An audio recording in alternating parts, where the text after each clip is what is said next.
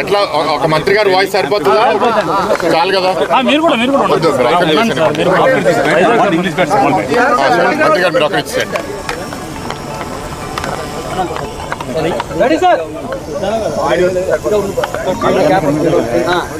మైకి కిందకి పెట్టండి అయ్యా, కిందకి పెట్టండి. ప్రధానమంత్రి నరేంద్ర మోడీ గారి ఆలోచనల మేరకు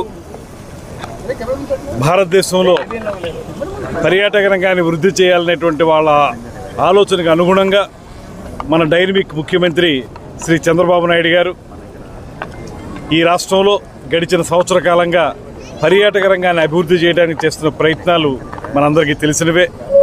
ఈ రాష్ట్రంలో కొత్త కొత్త విధానాల్లో పర్యాటక రంగాన్ని వృద్ధి చేయాలనేటువంటి ఆలోచనతోటి టూరిజంకి ఇండస్ట్రీ స్టేటస్ ఇచ్చి టూరిజం ప్రాజెక్టులు తీసుకొచ్చేటువంటి వాళ్ళందరికీ కూడా ఇన్సెంటివ్స్ ఇచ్చి తద్వారా పర్యాటక రంగాన్ని వృద్ధి చేస్తున్నటువంటి సందర్భాన్ని మీకు గుర్తు చేస్తూ అందులో భాగంగా ఇవాళ అద్భుతమైనటువంటి సుందరమైనటువంటి ప్రాంతమైన విశాఖపట్నం ప్రాంతంలో మళ్ళీ ఇవాళ ఈ క్రూజ్ టూరిజం అనేటువంటి దాన్ని ప్రారంభించుకోవడం అనేది చాలా ఆనందంగా ఉంది.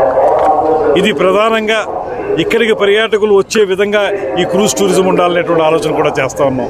ఇక్కడి నుంచి బయటికి వెళ్ళటం కాకుండా ఇక్కడి నుంచి ఇక్కడికి టూరిజంకి సంబంధించి అనేక మంది పర్యాటకులు వచ్చి ఈ చుట్టుపక్కల ఉన్నటువంటి సుందరమైన ప్రాంతాలని వీక్షించే విధంగా అది వెల్నెస్ టూరిజం కానివ్వండి, ఎకో టూరిజం కానివ్వండి, అడ్వెంచర్ టూరిజం కానివ్వండి, హోమ్ స్టేస్ కానివ్వండి, టెంట్ హౌసెస్ కానివ్వండి, లేకపోతే ఇతరత్ర గోదావరి పరివాహక ప్రాంతంలో ఉన్నటువంటి అందాలు కానివ్వండి, ఇవన్నీ కలగలిపి ఒక సర్క్యూట్గా ఏర్పాటు చేసి హబ్ అండ్ స్పోక్ మోడల్లో ఈ టూరిజం అని అభివృద్ధి చేయాలనేటువంటి ముఖ్యమంత్రి గారి ఆలోచన మేరకు ఇవాళ ఒక అద్భుతమైనటువంటి టూరిజం క్రూజ్ని మనం ఏర్పాటు చేసుకోవడం జరిగింది. ఇది లోపల చూస్తే దీంట్లో ఉన్నటువంటి ఫెసిలిటీస్ అన్నీ కూడా 7 స్టార్ ఫెసిలిటీస్గా ఉన్నాయి. అక్కడ ఒక్కసారి అందులోకి వెళ్ళిన తర్వాత ఏదో ప్రయాణం చేస్తాం అనేది కాదు, ఇక్కడ ఒక అనుభూతి, ఒక అనుభవం, ఎక్స్పీరియన్స్ అంటాం మనం, టూరిజం ఎక్స్పీరియన్స్.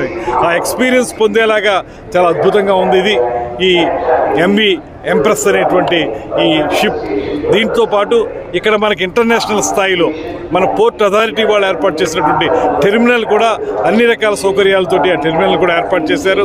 దీని ద్వారా రేపు సెప్టెంబర్ వరకు 4 సార్లు ఈ క్రూజ్ వెళ్ళేటువంటి అవకాశం ఉంది.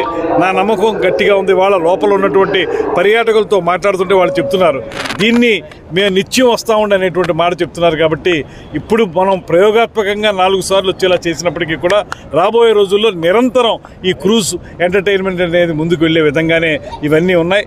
దీన్ని ఆంధ్రప్రదేశ్ రాష్ట్ర ప్రభుత్వం కేంద్ర ప్రభుత్వంతో కలిసి వైజాగ్ పోర్ట్ అథారిటీతో కలిసి ఒక కంటిన్యూస్ యాక్టివిటీగా తయారు చేయడానికి, తద్వారా మనకు ఆదాయాన్ని, ఉపాధిని, ముఖ్యంగా ఇక్కడ ముఖ్యమంత్రి గారు ఆలోచించేది కూడా ఉపాధి కల్పించే విధంగా పర్యాటక రంగం ఉండాలన్నారు. ఆ విధంగా ఎక్కువ మందికి ఉద్యోగాలు కల్పించేటువంటి అవకాశం, అదేవిధంగా రెవెన్యూ వచ్చేటువంటి అవకాశం ఉంది. కనుక దీన్ని వృద్ధి చేయడానికి మేము పూర్తిగా కంకణబద్దులో ఉన్నాం అన్నటువంటి మాటని తెలియజేస్తున్నాం. థ్యాంక్ యూ అండి. మళ్ళీ తీసుకుంటాం.